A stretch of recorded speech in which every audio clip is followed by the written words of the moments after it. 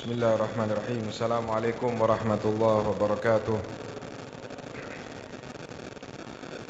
Saudara-saudara sekalian, di sini akan kami bacakan ringkasan daripada manaqib yang telah dibaca dalam bahasa Arab tadi, dari manaqib Sahib al-Hadrah wal Maqam Sayyidina al-Imam Al-Qutub Al-Habib Abu Bakar bin Muhammad As-Saggaf.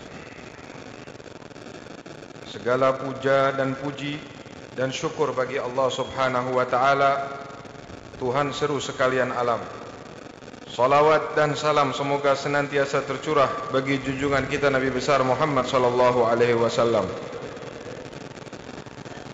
Adapun nasab beliau yaitu Abu Bakar bin Muhammad bin Umar bin Abi Bakar bin Imam Wadi Al-Ahqaf Al-Habib Umar bin Saggaf As-Saggaf.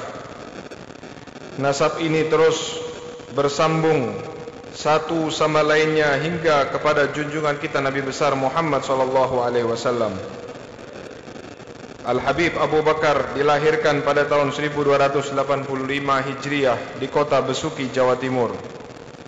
Dalam usia kanak-kanak, ayah beliau Al-Jalil Al-Habib Muhammad bin Umar meninggal dunia. Walau sebagai anak yatim, namun beliau tumbuh dewasa dalam perhatian dan perlindungan yang sempurna. Sejak kecil telah tampak tanda-tanda kesalehan dan kebesaran kedudukannya. Bahkan beliau mampu mengingat kejadian yang terjadi pada diri beliau ketika beliau berusia 3 tahun. Pada usia sekitar 8 tahun, atas permintaan nenek dari ibunya, seorang wanita salihah al-afifah, Fatimah binti Abdullah Allan, Al-Habib Abu Bakar pergi ke Hadramaut ditemani oleh Al-Mukarram Syekh Muhammad Bazmul. Sampainya di kota Sewon, di sebuah kota di Hadramaut, beliau disambut oleh paman beliau yang juga sekaligus sebagai guru beliau, Al-Allamah Al-Habib Abdullah bin Umar, beserta segenap keluarga dan sanak famili beliau. Adapun tempat yang menjadi tujuan utama Al-Habib Abu Bakar di Sewon adalah ke tempat Al-Arif Billah Al-Habib Syekh bin Umar bin Saggaf As-Saggaf, seorang ulama yang terkenal di zamannya. Sewaktu bertemu dengan Al-Habib Syekh, beliau diletakkan di atas pangkuannya dan disambut dengan tangis kegembiraan. Ini semua karena beliau mampu melihat tanda-tanda wilayah dan kesolehan yang memancar pada wajah Al-Habib Abu Bakar. Sejak pertemuan di atas, perhatian Syekh tercurahkan kepada beliau, sehingga dalam waktu singkat pendidikan yang diberikan telah nampak hasilnya. Dapatkan pelajaran secara teori namun praktek secara langsung. Maka di dalam usia yang masih muda tersebut, di dalam usia yang belum menjadi usia kewajiban sholat bagi seorang anak, beliau telah dibangunkan oleh pamannya yang sekaligus gurunya untuk melaksanakan sholat tahajud bersama. Selain dari kedua guru di atas, Al-Habib Abu Bakar juga berguru kepada beberapa ulama di masa itu. Salah seorang guru terbesar beliau yang sekaligus sebagai Syekhun Nadar, Al-Imam Al-Arif Billah Al-Qutbil Wujud, Sayyidi Al-Habib Ali bin Muhammad Al-Habshi. Perhatian Al-Habib Ali telah tercurahkan sejak Al-Habib Abu Bakar berada di Indonesia. Sebelum beliau, Al-Habib Abu Bakar, berangkat ke Hadramaut, pernah Al-Habib Ali mengucapkan kepada salah seorang dari pembesar muridnya dengan berkata, "Lihatlah mereka 3 dari aulia Allah, yang nama mereka sama, hal mereka sama, dan maqam kedudukan mereka juga sama. Yang pertama telah berada di alam barzakh, yaitu Al-Habib Al-Imam Al-Qutub Abi Bakar bin Abdullah Al-Idrus Al-Adani. Yang kedua, engkau telah melihatnya di masa kecilmu, yaitu Al-Habib Al-Ghawth Abu Bakar bin Abdullah Al-Attas, yang merupakan guru Al-Habib Ali sendiri. Dan yang ketiga, engkau akan melihatnya di akhir usiamu." Di akhir usia orang tersebut, ia bermimpi melihat Rasulullah sallallahu alaihi wasallam sebanyak 5 kali dalam 5 malam berturut-turut. Dalam mimpinya, Rasulullah SAW berkata, "Aku datang kepadamu bersama dengan cucuku yang saleh, Abu Bakar bin Muhammad As-Saggaf." Lihatlah, orang yang bermimpi tadi sebelumnya tidak pernah mengenali wajah Al-Habib Abu Bakar, kecuali dalam mimpinya diperkenalkan kepadanya oleh Rasulullah SAW. Hingga sewaktu bertemu dengan Al-Habib Abu Bakar, beliau teringat dengan ucapan Al-Habib Ali yang menerangkan bahwa di akhir usianya ia akan bertemu dengan wali ketiga yang mempunyai nama, hal dan maqam yang sama. Dan benar adanya sebagaimana yang telah dikatakan oleh Al-Habib Ali, tidak lama kemudian orang yang bermimpi tadi meninggal dunia, kembali kepada Allah Subhanahu wa taala. Ma'asyiral muslimin yang dimuliakan oleh Allah, Al-Habib Abu Bakar mendapat perhatian khusus dari Al-Habib Ali, sampai-sampai beliau meminangkan sendiri dan membiayai perkawinan bagi Al-Habib Abu Bakar di kota Sewun. Dan saat terlihat kemampuan pada diri Al-Habib Abu Bakar telah mencukupi, Al-Habib Ali memerintahkannya untuk mengajar dan menyebarkan ilmu. Beliau Sayyidi Al-Habib Abu Bakar juga mempunyai beberapa guru lain. Di antaranya sebagai Syekhut Tarbiyah, beliau adalah paman beliau sendiri Al-Habib Abdullah bin Umar As-Segaf. Dalam bersuluk beliau berguru kepada Al-Habib Muhammad bin Idrus Al-Habsyi. Dan sebagai Syekhul Fatah beliau adalah Al-Habib Al-Mukashif Abdul Qadir bin Ahmad bin Kidban. Dan Al-Habib Abdul Qadir bin Kidban inilah yang sering memberi kabar gembira kepada Al-Habib Abu Bakar dengan berkata, engkau adalah pewaris hal datukmu Al-Habib Umar bin Segaf As-Segaf. Selain dari para ulama dan aulia di atas, Al-Habib Abu Bakar juga berguru dan mendapatkan ijazah serta ilbas dari para ulama lainnya.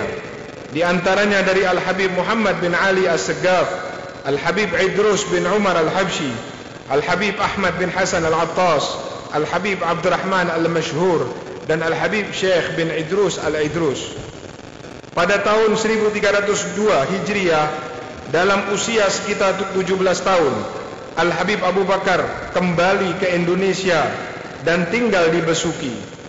3 tahun kemudian beliau pindah ke kota Gresik. Saat itu beliau masih terus melanjutkan mencari ilmu dan ijazah dari para aulia yang berada di Indonesia. Di antaranya Al-Habib Abdullah bin Muhsin Al-Attas, Al-Habib Abi Bakar bin Umar bin Yahya, Al-Habib Ahmad bin Muhsin Al-Haddar, Al-Habib Abdullah bin Ali Al-Haddad, dan Al-Habib Muhammad bin Ahmad Al-Muhdar, dan lain-lainnya.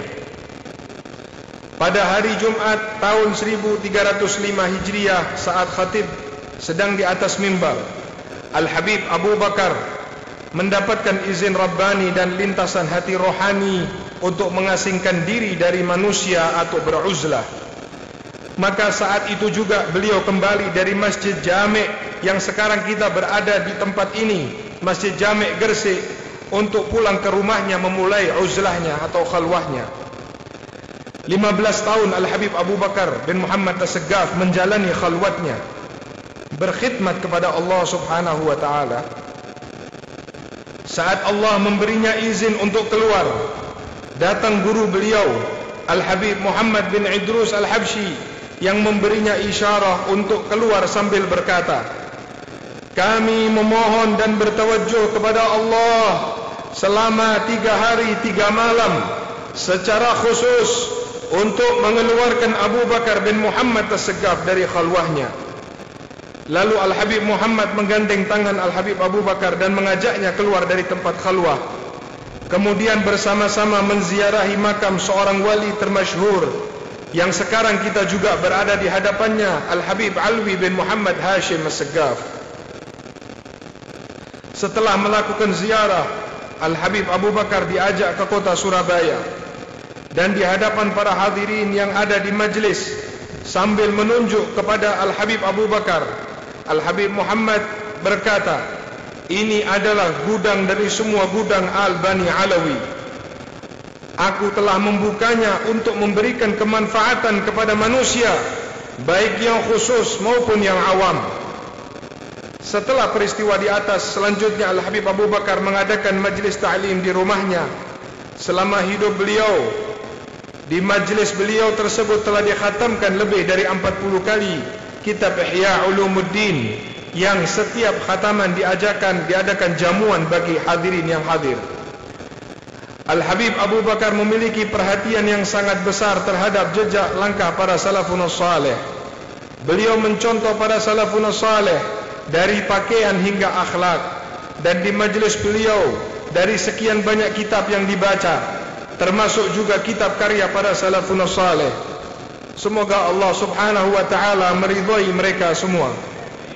Mengenai maqam dan kedudukan beliau, Sayyidi Al-Habib Abu Bakar disebutkan telah mencapai maqam As-Siddiqiyatul Kubra.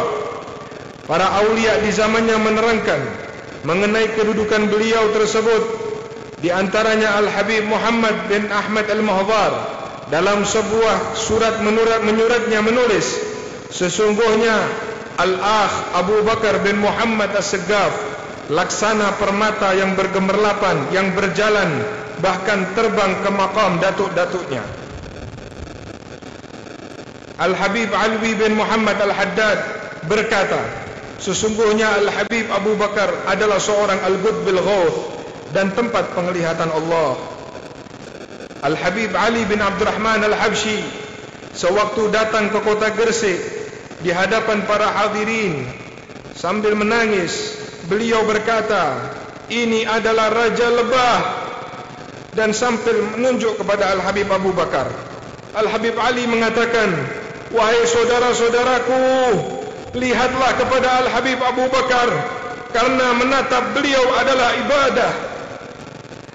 Al-Habib Husain bin Muhammad Al-Haddad pernah berkata, sesungguhnya Al-Habib Abu Bakar adalah seorang khalifah yang telah berada di tingkat maqam syuhud, yang dapat menyaksikan hakikat segala sesuatu. Al-Habib Abu Bakar sendiri pernah berkata, telah masuk kepadaku Al-Mustafa baginda Rasulullah sallallahu alaihi wasallam, sedangkan aku tidak dalam keadaan tidur. Aku mencium Rasulullah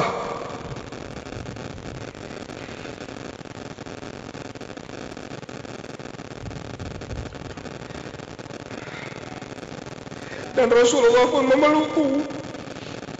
Para arifin berkata bahwa maqam dapat bertemu dengan Rasulullah sallallahu alaihi wasallam dalam keadaan tidak tidur merupakan maqam yang mengungguli maqam-maqam yang lainnya.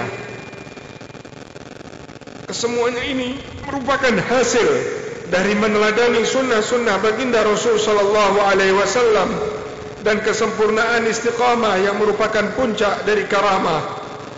Di akhir usianya, seringkali beliau Sayyidi Al-Habib Abu Bakar berkata, aku gembira untuk berjumpa dengan Allah.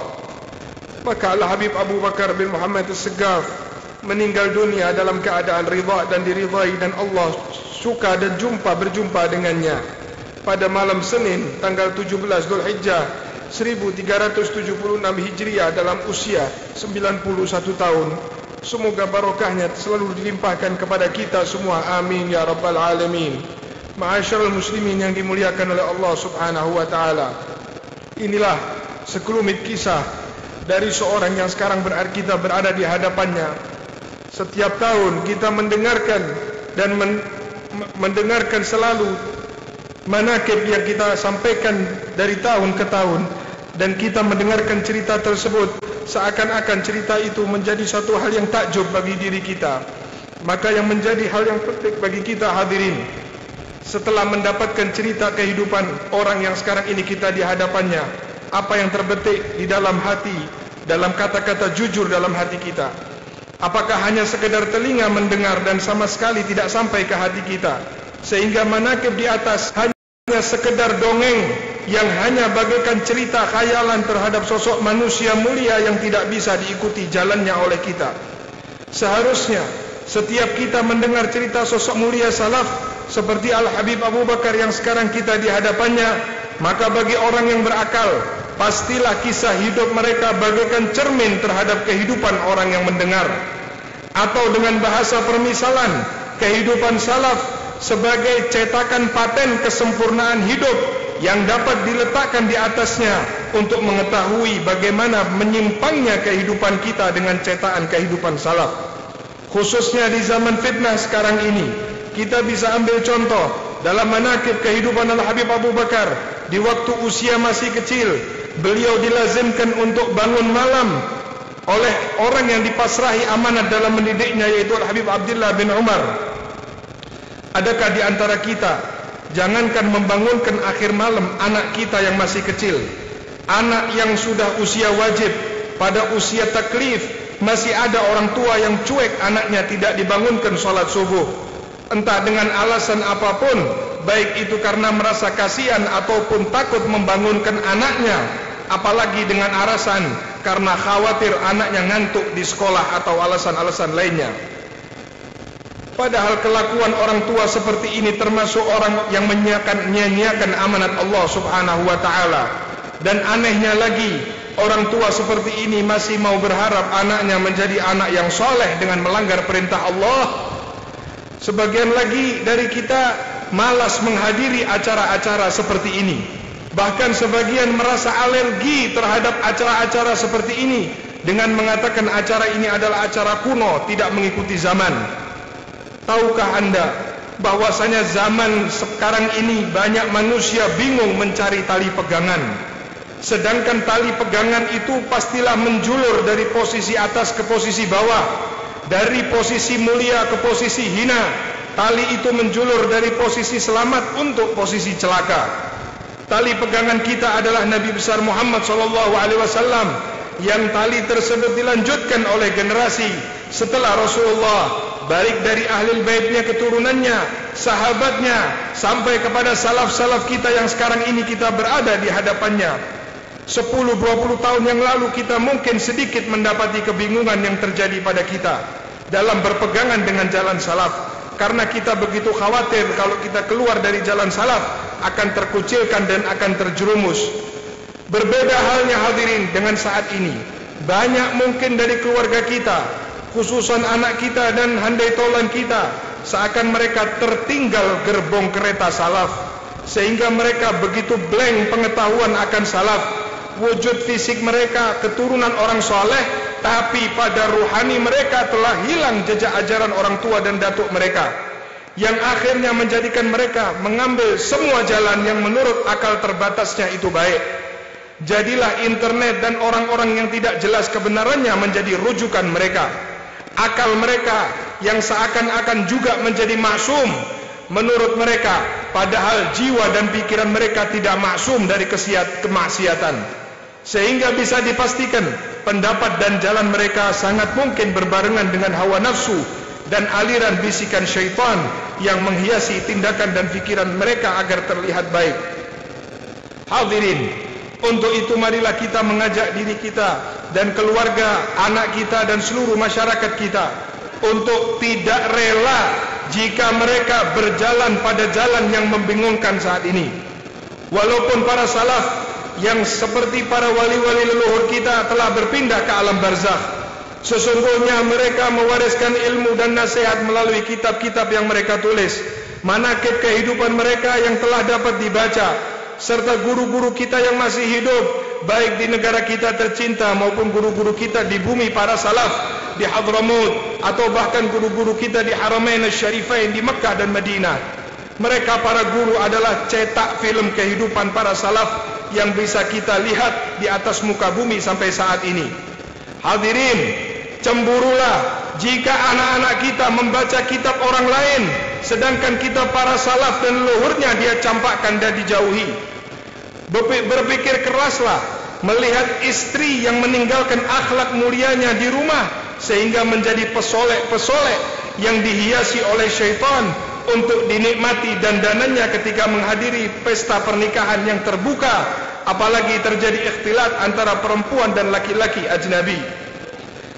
Introspeksi dirilah jika dirimu merasa gundah dengan meniti jalan ini, tapi engkau begitu liar dan nyaman ketika berjalan di jalan orang lain, karena bisa jadi itu adalah tanda dari Allah bahwa engkau tidak dikehendaki untuk dikumpulkan dengan salaf-salafmu, padahal Allah telah memberikan sinyal pada keturunan yang mengikuti jejak pendahulunya, alhaqna bihim dzurriyyatahum, dikumpulkan mereka dengan para keturunannya yang mengikuti jejak-jejaknya. Tanyalah pada diri masing-masing dengan jujur, maukah kita berkumpul dengan Al-Habib Abu Bakar di barzakh kelak? Maukah kita berkumpul dengan Al-Habib Abu Bakar di barzakh kelak?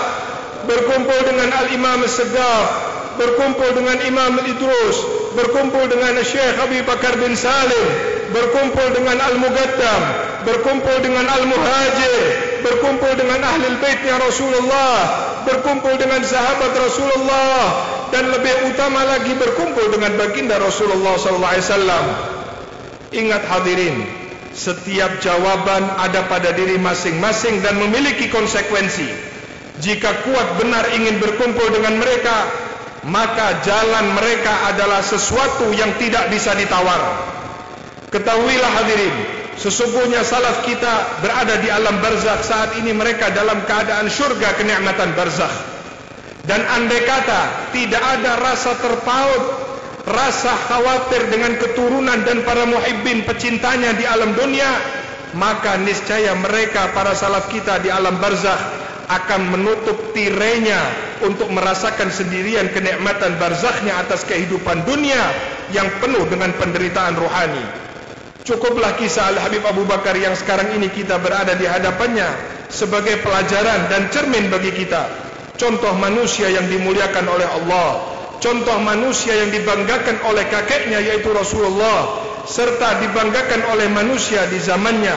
Sampai-sampai ketika Al-Habib Ali bin Abdurrahman Al-Habsyi menyebutkan berapa banyak hati manusia tertambat kepada Al-Habib Abu Bakar, tanpa Al-Habib Abu Bakar berusaha ngotot untuk menarik hati manusia datang kepada beliau.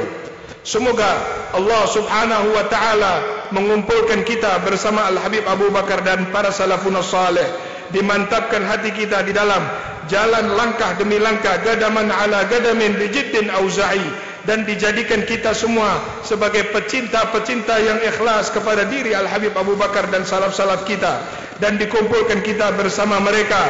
Percayalah wahai hadirin sekalian, sesungguhnya yang kita datang ke tempat ini tidak ada lain kecuali pasti Allah akan membalas apa yang dikumpulkan oleh kita semua. Dan percayalah bahwa Al-Habib Abu Bakar tidak meninggalkan saudara dari tempat ini kecuali saudara mendapatkan sesuatu dari beliau, karena di antaranya bahwasanya beliau adalah ahlul darb, seorang yang dipanggil, jika dipanggil namanya maka akan datang secara spontan atas pertolongan, atas izin Allah Subhanahu wa taala. Kita yakin bahwasanya beliau Sayyidi Al-Habib Abu Bakar di alam barzakhnya berdoa untuk yang hadir di tempat ini maupun keluarga kita, berdoa dengan kebaikan, dengan keberkahan, dengan rahmat, dengan keberkahan dan rahmat, dan keluar dari tempat ini semua masalah yang menghinggap saudara-saudara sekalian akan diselesaikan oleh Allah Subhanahu wa taala.